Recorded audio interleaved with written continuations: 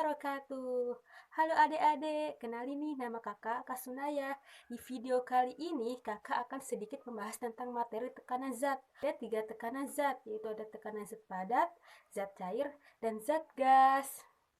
Dan di sini kakak akan sedikit membahas apa saja fenomena tekanan zat dalam kehidupan sehari-hari. Nah, untuk adik-adik yang penasaran, terus simak video ini ya. Tekanan zat padat. Tekanan adalah besarnya gaya yang bekerja pada suatu benda tiap satuan luas bidang tekan. Nah, untuk contoh tekanan zat padat dalam kehidupan sehari-hari, perhatikan jejak kaki yang dihasilkan. Jejak kaki H tinggi lebih dalam dibandingkan sepatu biasa. Mengapa demikian? Jejak sepatu berhak tinggi lebih dalam karena luas permukaan yang dibentuk oleh sepatu hak tinggi lebih kecil dibanding luas permukaan sepatu biasa. Dengan demikian, tekanan yang dialami pada suatu benda tergantung pada gaya tekanan yang diberikan dan luas permukaan benda yang menekan. Semakin besar gaya tekan yang diberikan, semakin besar tekanan yang dihasilkan.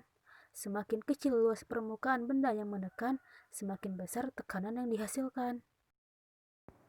Zat cair. Nah, pernahkah kalian memperhatikan ketika kita menyiram tanaman, mengapa ujung selang harus ditekan?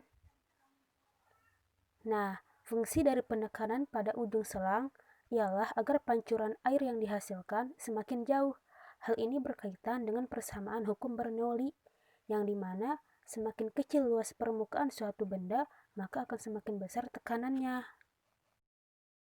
Percobaan sederhana tekanan pada zat cair.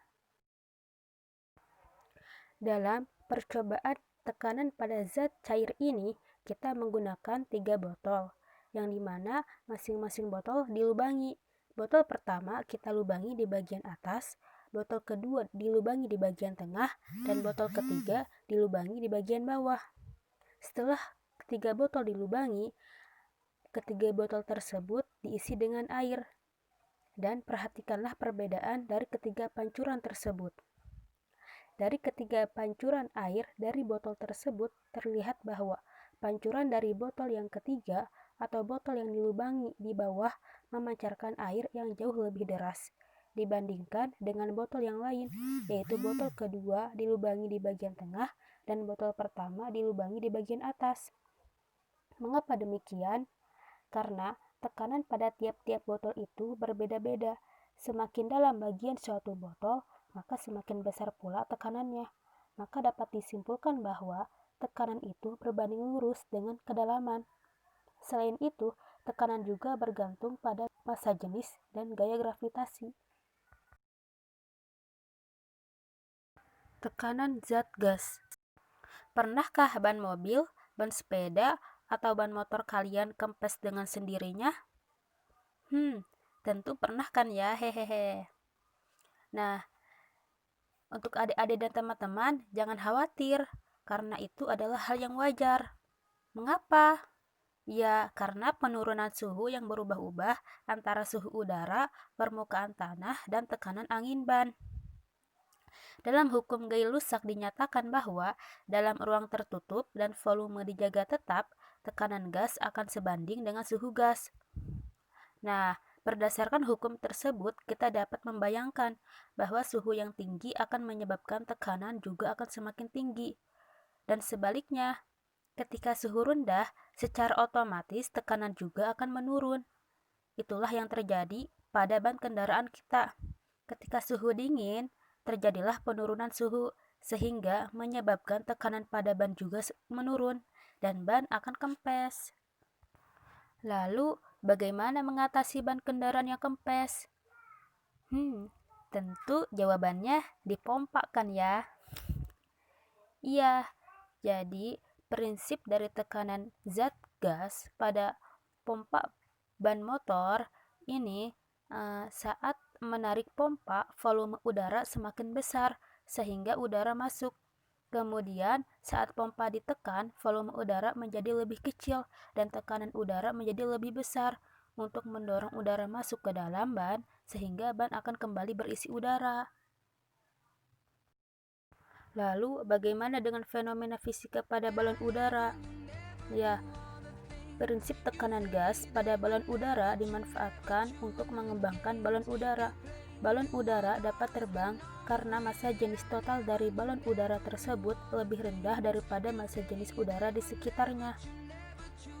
Massa jenis udara di sekitarnya tersebut dikendalikan oleh temperatur tekanan. Balon dapat bergerak ke atas ketika bara api pembakar pada balon udara tersebut dinyalakan. Jika saat ingin turun, maka tekanan atau pemanasan pada balon udara dikurangi atau dihentikan, sehingga suhu udara pada balon udara menjadi turun. Dan balon udara dapat naik ke atas karena ada gaya ke atas pada balon itu. Gaya ke atas di udara disebut gaya angkat atau gaya naik, sama dengan berat udara yang dipindahkan oleh benda. Jika gaya ke atas lebih besar dari berat balon, maka balon akan naik, dan jika gaya ke atas sama dengan berat balon seluruhnya, maka balon akan melayang. Percobaan sederhana pada tekanan zat gas. Adapun cara membuat balon terbang melayang, di sini ada alat dan bahan yang akan digunakan pada percobaan ini. Yang pertama, ada air secukupnya di dalam wadah. Kedua, air yang akan dimasukkan ke dalam botol. Yang ketiga, soda api atau biasa disebut dengan natrium hidroksida. Lalu, aluminium foil yang telah dibulatkan. Selanjutnya, ada balon secukupnya. Yang terakhir, benang untuk mengikat balon. Pertama-tama, kita masukkan soda api secukupnya ke dalam botol. Lalu, masukkan aluminium foil ke dalam botol. Selanjutnya, masukkan air ke dalam botol. Lalu, masukkan balon ke mulut botol.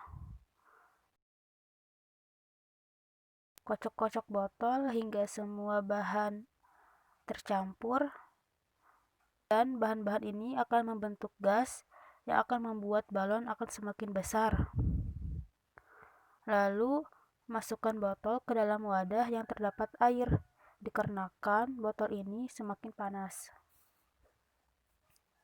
Nah, dari sini balon akan membesar. Apabila di botol sudah terdapat gelembung-gelembung busa, maka menandakan bahan-bahan sedang bereaksi.